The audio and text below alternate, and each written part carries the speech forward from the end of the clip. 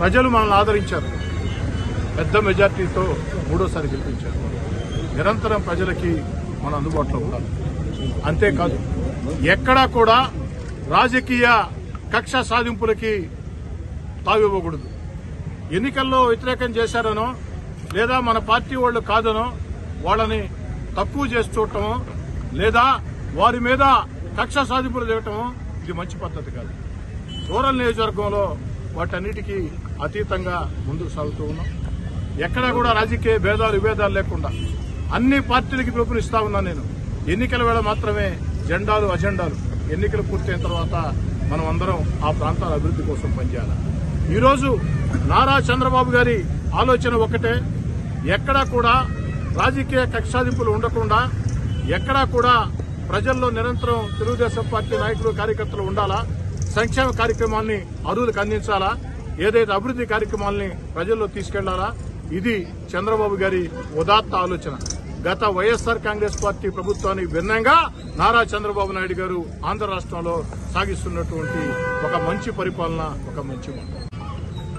Telugu Desam party నాయకులు చూసి చూడనట్లుంటారు లేని వైఎస్ఆర్ కాంగ్రెస్ పార్టీ నాయకులు ఎక్కడైనా చట్ట వ్యతిరేక కార్యక్రమాలు చేస్తే దాన్ని ఉపేక్షించే ప్రశ్నే లేదు.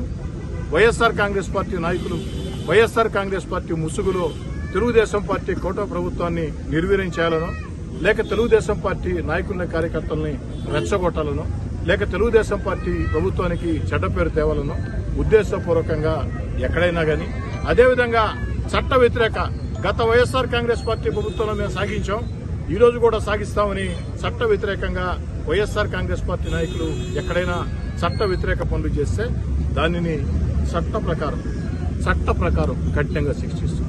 ఒక నెల్లూరు రూరలే కాదు, ఆంధ్రదేశం మొత్తం ఎక్కడా కూడా చంద్రబాబు నాయుడు గారి సుపరిపాలనలో ఎక్కడా కూడా ప్రతిపక్షాల మీద వేధింపులు లేవు. కానీ ప్రతిపక్షాల నాయకులు చేసినటువంటి చట్ట వ్యతిరేక పనులకు మాత్రం ఖచ్చితంగా చట్టపరంగా శిక్షిస్తారు, చట్టపరంగా చర్యలు తీసుకుంటారు, చట్టపరంగా వారికి వేయాల్సినటువంటి శిక్ష విధిస్తారు. ఇది తెలుగుదేశం పార్టీ ప్రభుత్వ ఆలోచన.